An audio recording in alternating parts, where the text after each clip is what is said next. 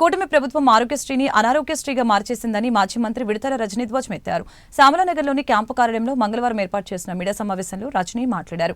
104, 108 సేవలని ప్రభుత్వం విస్మరించిందని, తమ ప్రభుత్వం ఏర్పాటు చేసిన మెడికల్ కళాశాలలు, హాస్టల్స్పై కూడా కుట్రపూరితంగా కూటమి ప్రభుత్వం కక్ష సాధిస్తుందని కన్నెర చేశారు. ప్రభుత్వ సంస్థలని ప్రైవేటీకరణ చేయటమే లక్ష్యంగా ప్రభుత్వం పనిచేస్తుందని అన్నారు. కూటమి కుట్రలని ప్రజలు గమనిస్తూనే ఉన్నారని గుర్తు చేశారు. ఆరోగ్య ఆంధ్రప్రదేశ్ లక్ష్యంగా ఆంధ్రప్రదేశ్ని మెడికల్ హబ్గా, హ్యూమన్ క్యాపిటల్గా తీర్చిదిద్దాలనే ఒక గొప్ప ఆశయంతో అనేక అద్భుతమైన సంస్కరణలను తీసుకొచ్చినటువంటి ఏకైక నాయకుడు మా నాయకుడు జగన్మోహన్ రెడ్డి గారు. మరి 6 నెలల కాలంలో మనం చూస్తూ ఉన్నాము. ఏంటయ్యా జరిగింది అంటే, ఆరోగ్యశ్రీని ఏమాత్రం కూడా పట్టించుకోవడం లేదు. ఆరోగ్య ఆసరా ఊసే లేదు, సురక్ష ప్రస్తావనే లేదు, ఫ్యామిలీ డాక్టర్ లేదు, నాడు నేడు లేదు, కొత్త మెడికల్ కాలేజీలు లేవు, అట్టకెక్కిన 108, 104 సేవలు.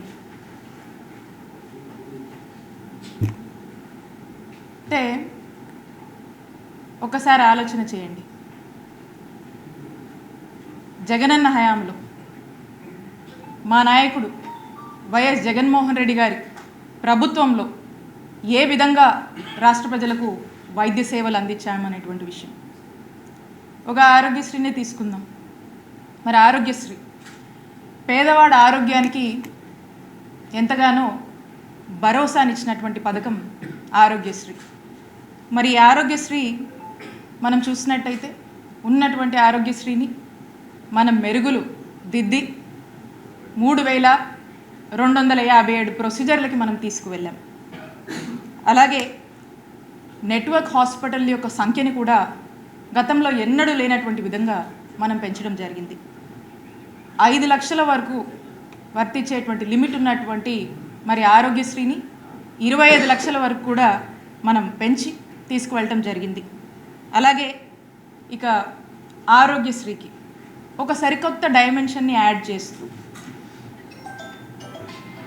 ఆరోగ్య ఆసరా అంటూ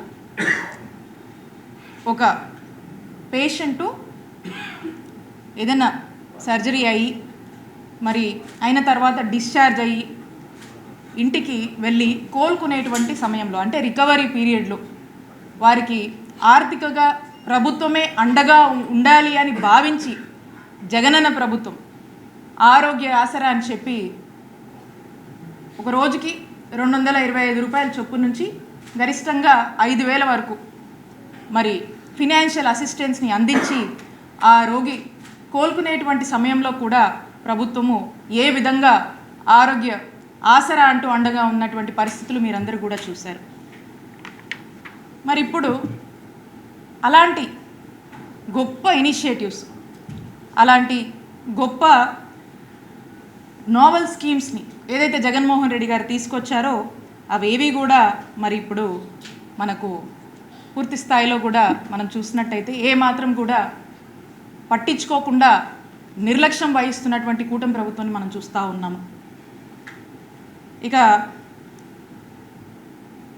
మనం చూస్తూ ఉన్నాము కూటమి ప్రభుత్వం ఏర్పడ్డాక మరి చంద్రబాబు నాయుడు గారి నాయకత్వంలోని ఈ కూటమి ప్రభుత్వం ఒక పద్ధతి ప్రకారంగా ఆరోగ్యశ్రీని ఏ విధంగా కూడా నిర్వీర్యం చేస్తున్నారో మనం చూస్తూ ఉన్నాము. ఆరోగ్యశ్రీ బదులు ఆరోగ్యశ్రీ అసలు అవసరమే లేదని, ఏవో ఇన్సూరెన్సు స్కీములని, ఏవో పాలసీలని ఒక పద్ధతి ప్రకారం మనం చూస్తున్నట్టయితే ఆరోగ్యశ్రీని అనారోగ్యశ్రీగా మార్చేస్తున్నారు.